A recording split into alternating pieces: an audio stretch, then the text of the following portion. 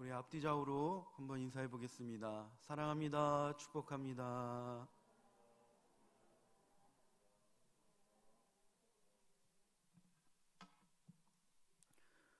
오늘 본문은 7개의 특별한 교회, 주님께서 보내신 그 두 번째 서머나 교회에 대한 그 편지입니다. 교회사를 보면 이 교회사를 관통하는 하나의 커다란 이야기가 있습니다.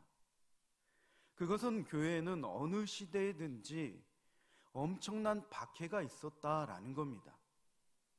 어느 시대에는 강력하고 또 그런 박해가 있었고, 또 어떤 시대에는 그보다는 조금 덜한 약한 그런 박해가 있었다라는 겁니다. 이렇게 어느 시대에든 강도의 그 차이만 있지 박해는 항상 있었다라는 겁니다. 기독교 박해하면 가장 먼저 떠오르는 그러한 인물이 바로 사도 바울일 겁니다. 사도 바울이 되기 전에 사울이었을 때 그는 기독교인만 보면, 그리스도인만 보면 잡아다 옥에 가두기를 했기 때문입니다. 그리고 신약 시대의 로마 황제가 떠오를 겁니다. 또 교회가 어느 시대든 엄청난 이러한 고난 속에서 존재했다라는 건 분명한 사실입니다. 또 로마의 박해 시대에는 공공연하게 예수 그리스도에 대한 신앙을 고백하거나 또 증거할 수 없었던 그러한 시기이기도 합니다. 당시 많은 그리스도인이 로마 황제를 숭배하기보다는 오직 예수님만을 주로 그렇게 고백하고 경배하다가 순교를 당하기도 했습니다. 순교자들은 이 사도 야고보가 말씀하듯이 두 마음을 가질 수가 없었을 겁니다. 예수님과 로마 황제를 동시에 주님으로 섬길 수 없었습니다. 그래서 신약의 많은 이 선지서들이 박해와 고난 속에 있는 그 교회들에게 또 우리에게 임할 영원한 그 생명의 소망과 함께 위로와 힘과 용기를 주는 그러한 내용으로 가득합니다. 오늘 본문의 이 서머나 교회도 이런 동일한 박해와 고난 속에 있었던 그 교회였습니다. 서머나라는 이 도시에 있었던 작은 교회였습니다. 그러나 그들은 순전한 신앙을 지키기 위해서 엄청난 고난을 인내하며 또 참아내고 있었습니다.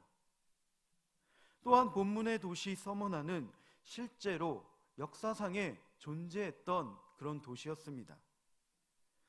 역사 속에서 실제했던 이 교회에 보내진 바로 그 편지입니다. 그러나 이 교회는 상징적이고 또 이후 이 땅에 세워질 모든 교회를 대표를 하기도 합니다. 그래서 본문을 통해서 교회의 고난과 환난을 어떻게 극복하고 승리할 수 있는가를 잘 가르쳐주고 있습니다. 먼저 7통의 이 편지를 전해주기 위한 전달자는 아마도 처음 에베소 교회, 그 에베소 교회에 있었을 겁니다. 그리고 그 편지를 에베소 교회에 전한 다음에 바로 이 서머나 교회로 이동했을 겁니다. 지금의 투르키의 중서부 지방, 그러니까 그곳에 위치한 에베소 교회에서 북쪽으로 약 64km 정도 떨어진, 그렇게 64km 정도 북쪽으로 올라가면 바로 이 서머나 교회, 서머나 도시가 있었기 때문입니다.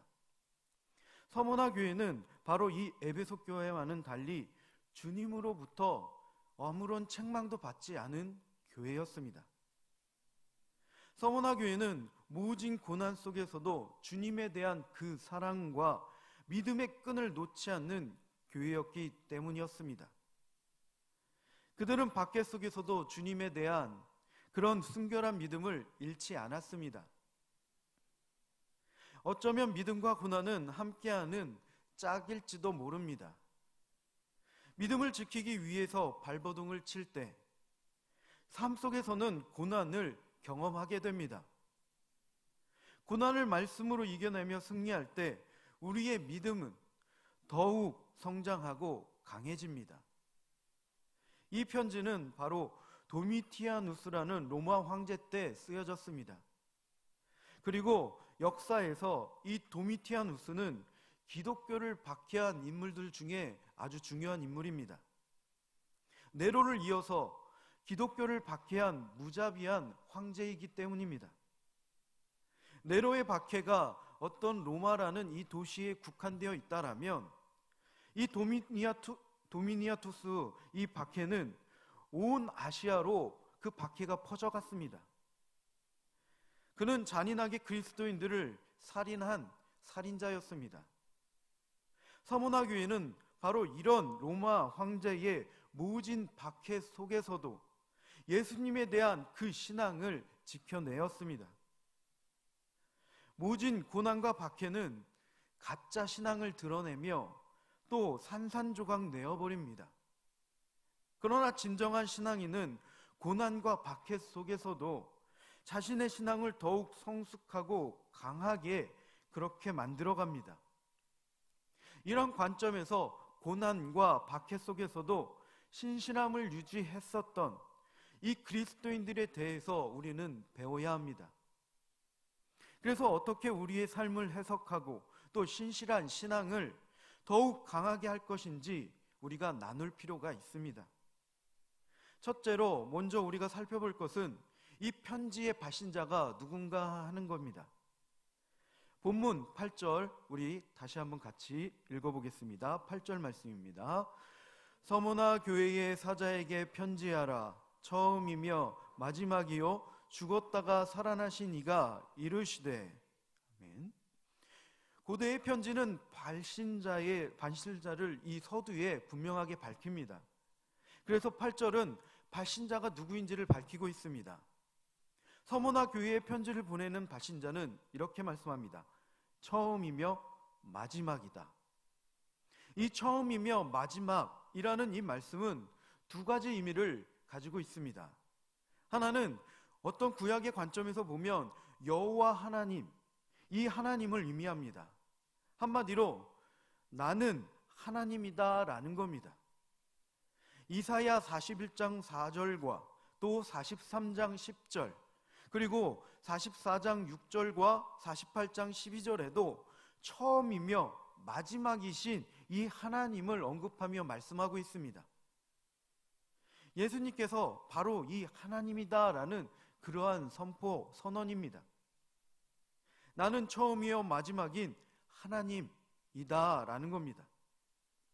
처음이며 또한 마지막이다라는 이 또 다른 하나의 의미는 예수님께서는 영원하신 분이시다라는 그러한 의미입니다.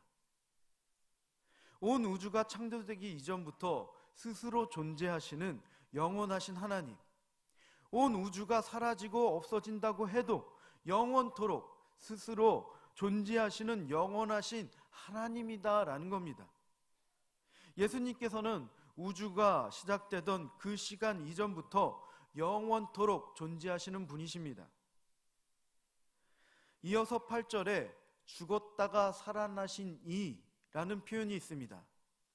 신약에 보면 나사로가 죽었다가 다시 살아났습니다. 유두고도 죽었다가 살아났었습니다. 예수님께서도 죽었다가 부활하셨습니다.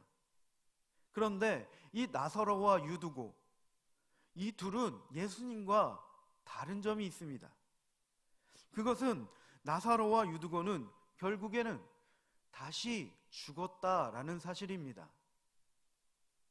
그러나 예수님께서는 죽었다가 살아나시고 다시 죽지 아니하시고 영원히 존재하고 계십니다. 이것은 육체의 죽음을 맛보아야 한다라는 겁니다. 우리가 죽어야 영원한 삶이 우리를 맞이합니다. 그래서 죽음을 두려워하지 않는 그런 성도님들이 되시기를 예수님의 이름으로 축원합니다. 그런데 영원하시고 전능하신 하나님께서 그럼 어떻게 죽으실 수가 있었을까요? 예수님의 죽음은 바로 예수님께서 이 땅에 오신 가장 아름답고 귀한 그런 목적이었습니다. 인간이 되어서 이 땅에 오신 예수님, 인간의 모든 죄를 대신 지시고 십자가에 달리신 그 예수님, 그분이 인간의 모든 죄를 대속하기 위해서 죽음을 맛보셨습니다. 그러나 예수님께서는 다시 살아나셨고 지금도 살아계셔서 우리를 위하여 역사하시는 영원한 하나님이십니다. 이것이 바로 복음의 핵심입니다. 그래서 예수님께서는 엄청난 박해와 그 두려움 속에 있을 서머나 교회에 이렇게 위로하고 계시는 겁니다. 나는 영원한 하나님이다. 내가 죽었었지만 지금은 살아있는 하나님이다. 너희도 나와 같이 죽을 수 있지만 두려워하지 말아라. 너희는 다시 살아서 나와 영원함을 함께 누릴 것이다. 둘째로 우리가 살펴볼 것은 바로 이 서머나 교회입니다.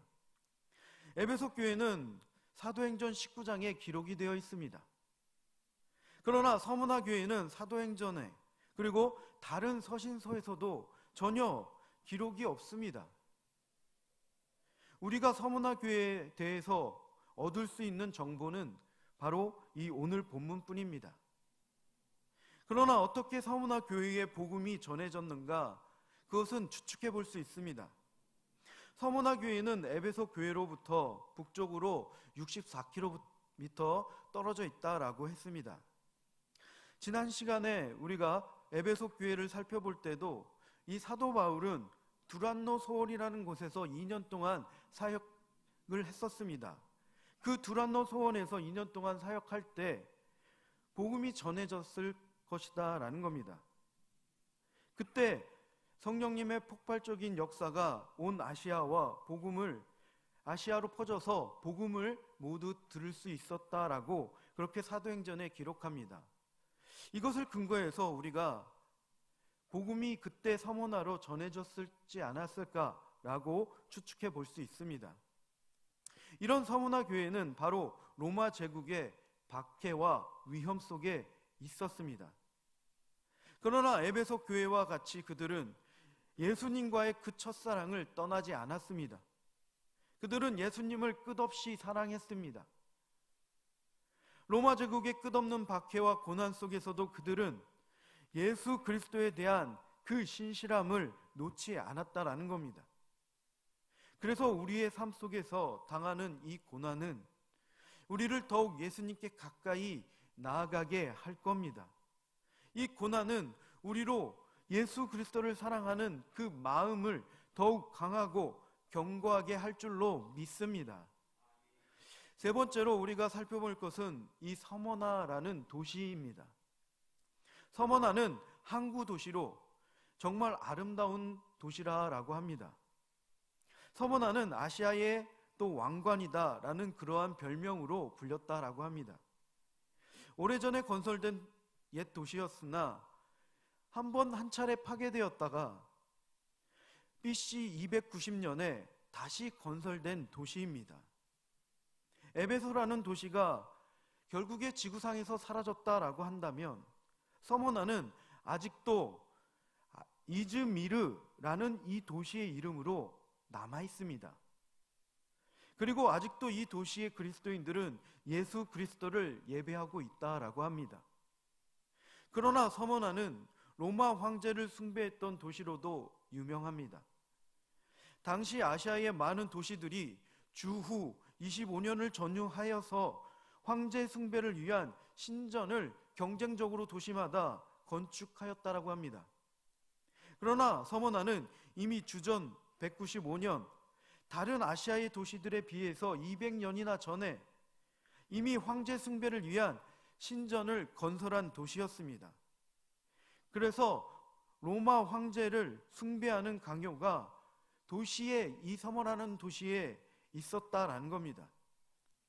그래서 황제만을 주님으로 숭배하기를 강요하는 그런 도시에서 예수님만이 주님이다라는 이 신앙을 지키기에 참으로 많은 고난과 박해가 있었을 것으로 우리는 짐작을 할 수 있습니다. 역사적으로 많은 그리스도인들이 황제 숭배를 거부하다가 죽임을 당했습니다. 사자밥이 되기도 하고 불에 태워 죽임을 당하기도 했습니다. 그래서 서문화에서 예수 그리스도만을 주님으로 모시고 예배한다라는 이 사실은 그리스도인들에게 있어서 목숨을 내어놓는 그런 위험한 일이었습니다. 황제 숭배를 거부하면 죽음이다라는 이 형벌이 기다리고 있었기 때문입니다. 더욱이 서문화는 황제만 숭배하던 도시는 아니었습니다. 그들은 그리스의 제우스와 같은 그런 여러 가지 우상들도 숭배했다라고 합니다. 여기에 더해져서 유대인들의 그런 위험도 그리스도인들에게 있었습니다. 서문화 교회는 이런 상황 속에 있던 사회와 국가적으로 미약한 그런 교회였을 겁니다. 그러나 서문화 교회 교인들은 예수 그리스도에 대한 믿음과 충성은 강했고 또 튼튼했습니다. 이제 오늘 9절도 우리 같이 한번 읽어보겠습니다. 9절, 본문 9절 말씀입니다. 내가 내 환난과 궁핍을 알거니와 실상은 내가 부요한 자니라. 자칭 유대인이라 하는 자들이 비방도 알거니와 실상은 유대인이 아니요 사탄의 회당이라. 예수님께서는 우리의 모든 것을 아십니다. 우리의 마음과 믿음, 그 충성만이 아니라 우리의 모든 상황과 고난도 아시고 계십니다. 그런 주님께서 서문화 교회의 고난과 박해에 대해서 알고 있었다라고 말씀하고 계십니다. 왜 서문화 교회는 이렇게 고난과 박해를 받아야만 했을까요? 첫째는 바로 이 로마 황제 숭배를 거부했기 때문입니다. 서문화 교회는 도시가 이미 300년 이상 지켜오던 그 황제 숭배를 거부한 겁니다. 황제 숭배를 거부한다는 것은 결코 쉬운 일이 아니었을 겁니다. 우리나라도 일제시대, 그 시대를 생각해 보면 쉽게 이해를 할 수 있을 겁니다. 당시 많은 수의 교회들이 일본의 신사 참배에 바로 굴복했던 그런 역사가 있기 때문입니다. 그러나 서문화 교회는 주님을 위해서 목숨을 내어놓고 황제 숭배를 거부했습니다. 이것이 가장 큰 박해의 원인이었습니다. 또 둘째는 황제 숭배뿐만이 아니라 도시가 섬기던 그런 모든 우상들을 거부했기 때문입니다. 셋째는 유대인들로 인해서 가해지는 고난과 박해가 있었기 때문입니다. 예수님께서 성육신하신 이후에도 그 유대인들은 예수님을 메시아로 믿고 영접하는 것을 거부했습니다. 거부만 한 것이 아닙니다. 예수님께 엄청난 박해를 가했고 또 로마의 힘을 빌려서 예수님을 십자가에 처형했습니다. 이것이 바로 유대인들입니다. 예수님께서는 이런 유대인들을 유대인이 아니요 사탄의 회당이다라고 말씀하십니다. 한때 유대인들의 회당은 이 사탄의 회당이 아니라 하나님의 회당이었습니다. 하나님께서 친히 선택하신 민족으로 하나님의 회당이었다라는 겁니다. 다른 모든 우상을 거부하고 하나님만을 섬기고 경배하는 하나님의 회당이었습니다. 그러나 지금은 예수님을 거부하고 십자가에 못 박아 처형했습니다. 그리고 예수 그리스도를 믿고 따르는 그리스도인들을 박해하는 선봉에 선 사탄의 회당이 되었습니다. 역사적 기록을 보면 유대인들이 그리스도인들을 박해하는 제일 좋은 방법이 바로 이 로마 제국에 고발하는 것이었다라고 합니다. 유대인들은 주님의 몸과 피를 먹고 마신다고 하면서 식인종들이다라고 그리스도인들을 로마에 고발했습니다. 또 예수 안에서 형제와 그 자매의 사랑을 고백한다라면서 서로 입을 맞추며 인사하는 것을 성문화적으로 문란하다라고 그렇게 고발했습니다. 그리고 황제 숭배를 거부하는 것을 고발하기도 했다라는 겁니다. 이렇게 사탄의 회당이 된 이 유대인들로 인해 박해 속에서 서문화 교회의 많은 그리스도인들은 목숨을 잃었습니다. 그래서 예수님께서는 자칭 유대인이라 하는 자들의 비방도 알거니와 실상은 유대인이 아니다라고 그렇게 말씀하셨습니다. 이들은 분명히 혈통적으로 유대인들이었습니다. 사도 바울도 로마서 2장 28절과 29절을 보면 이렇게 말씀합니다.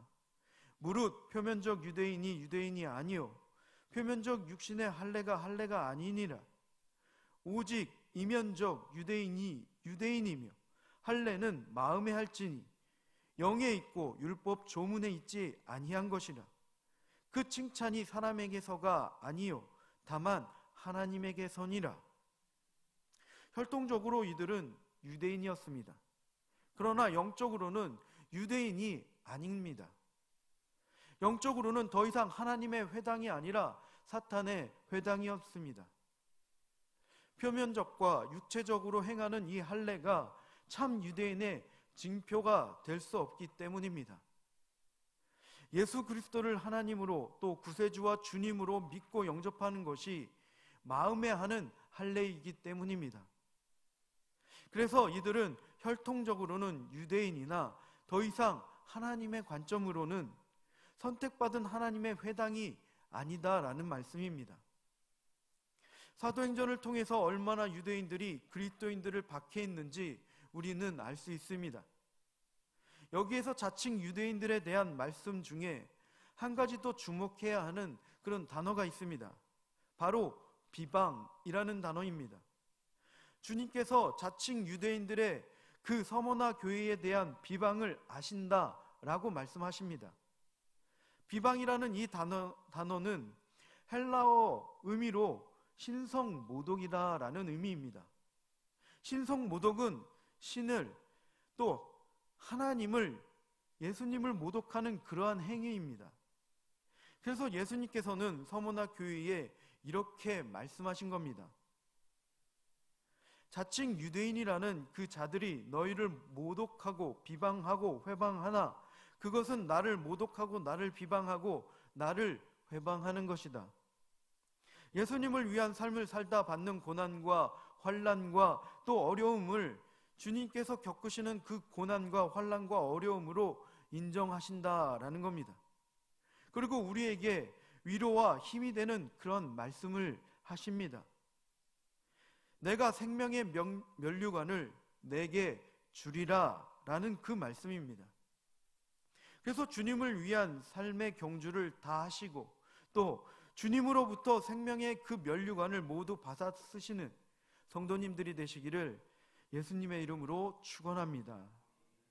고난과 이 환난과 박해 속에 있는 서머나 교회를 향해서 예수님께서는 중요한 또 말씀을 하셨습니다.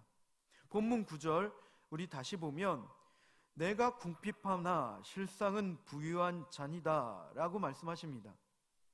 서머나 교회는 궁핍하고 가난했습니다.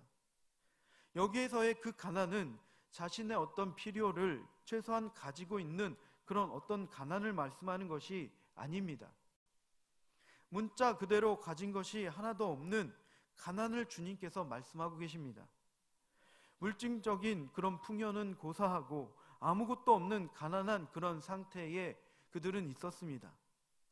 서머나 교회 교인들이 그렇게 가난해진 이유가 무엇일까요?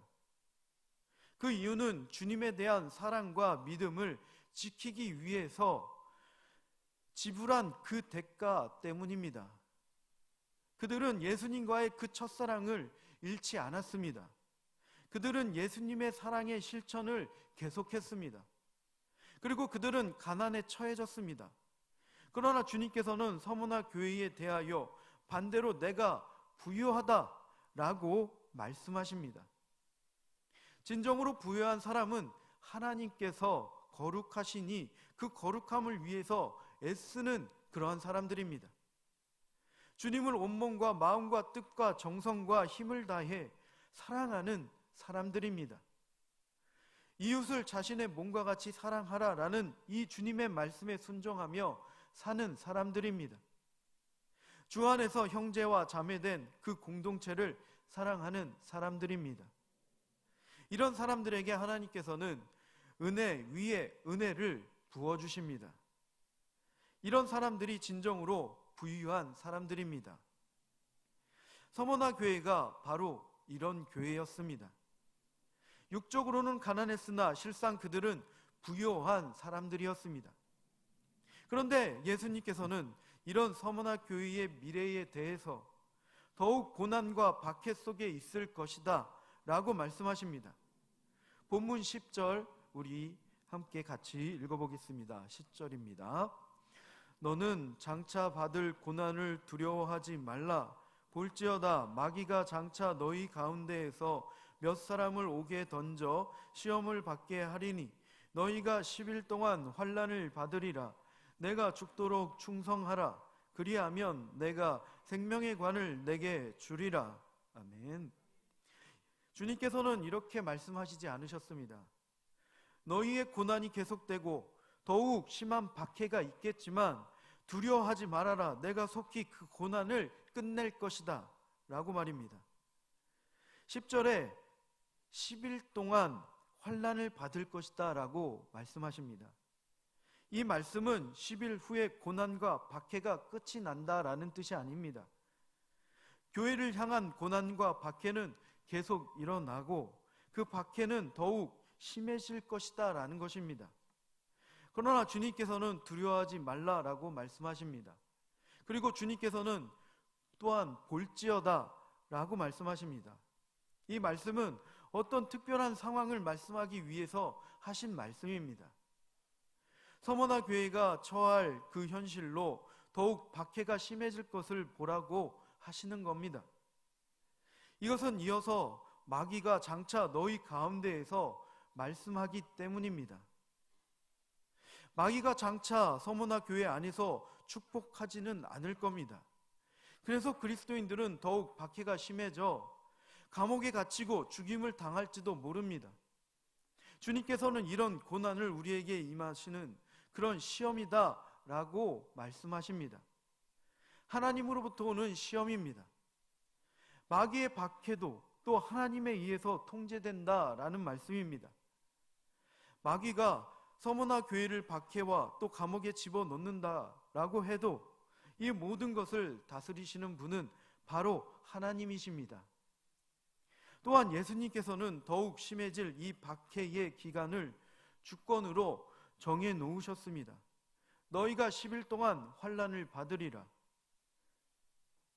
어떤 학자들은 이 10일을 어떤 10년이다 라고 해석하기도 합니다. 구약에서 하루를 1년으로 해석하는 그런 경우가 있기 때문입니다. 또 어떤 학자들은 정해져 있는 기간이 아니다 라고 말하기도 합니다. 또 어떤 학자들은 10일이 시간적으로 비교적 짧은 기간이다. 그래서 이 짧은 기간에 대한 고대의 통상적인 표현이다 라고 그렇게 말을 합니다. 그래서 이 10일이라는 표현은 어떤 시간적으로 짧은 기간, 그것을 나타내는 단어라고 우리가 이해를 하면 됩니다. 이 짧은 기간이다라는 것은 결국 끝이 있다라는 의미입니다. 마귀가 너희들을 더욱 박해하여 감옥에 넣을 것이다. 그러나 두려워하지 말아라. 분명하게 끝이 있을 것이다 라는 겁니다. 이 끝은 예수님께서 다시 오시는 그날입니다. 그날에 박해하고 위협하는 모든 고난과 환난도 모두 사라지고 생명의 관을 받을 겁니다. 그래서 죽도록 충성하라 라고 주님은 오늘 본문에 말씀하고 계십니다. 이렇게 그날의 영광을 바라보며 끝날까지 주님께서 하신 그 죽도록 충성하라 라는 그 말씀을 지키며 살아가는 삶이 되시기를 주님의 이름으로 축원합니다. 그러면 여기에서 마귀 사탄에 대해서 우리가 잠시 생각을 해보고자 합니다. 제가 질문 하나를 드리겠습니다. 사탄도 성경을 읽을까요?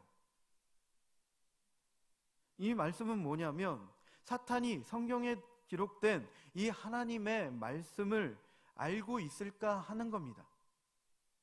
만약에 사탄이 성경의 내용을 알고 있다면 사탄이 하고자 하는 가장 중요한 일은 어떤 것이 될까요? 구원받은 백성을 아마도 넘어지게 하고 또 하나님으로부터 멀리 분리시키게 할 겁니다. 그래서 사탄은 고난과 박해를 믿는 사람들에게 행하는 겁니다. 고난과 박해를 통해서 하나님과 분리시키기 위해서입니다. 그러나 주님께서 말씀하십니다. 모든 것이 내 주권 속에 있나니 두려워하지 말아라.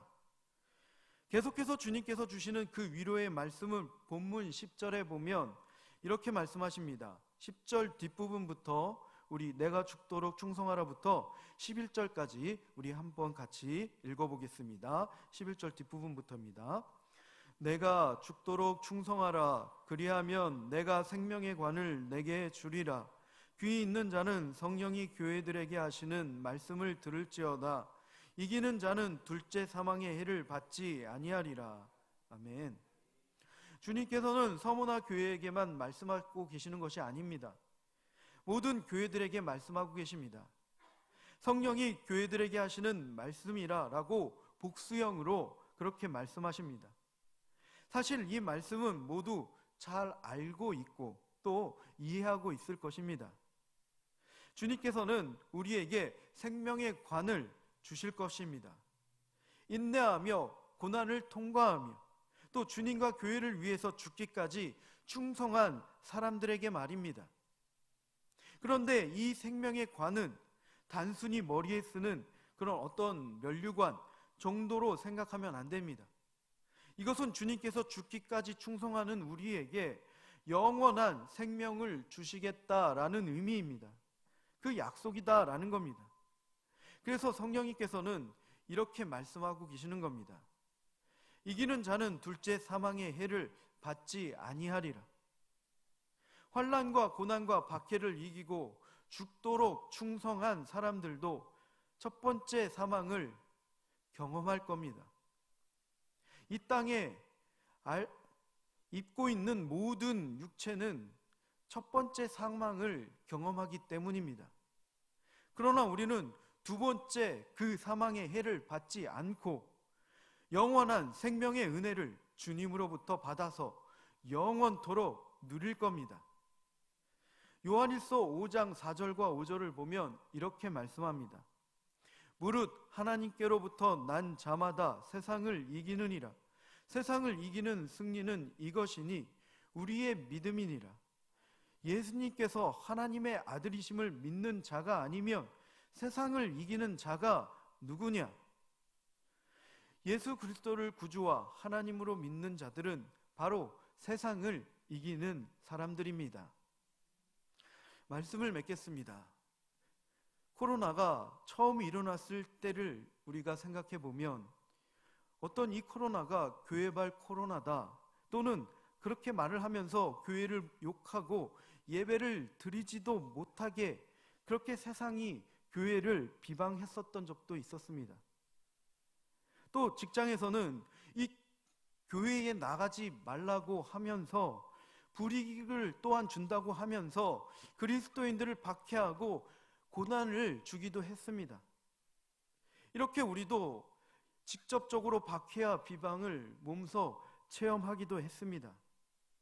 그러나 이런 박해와 고난은 어느 시대나 또 어느 곳에나 그리스도인으로서 그리스도인답게 믿음을 지키며 살아가고자 하는 사람들에게는 항상 있다라는 사실입니다. 이것을 기억하고 이런 고난이 분명하게 끝이 있다라는 사실을 우리는 잊지 말아야 합니다. 그리고 아직 코로나가 완전히 종식되어 있지는 않습니다.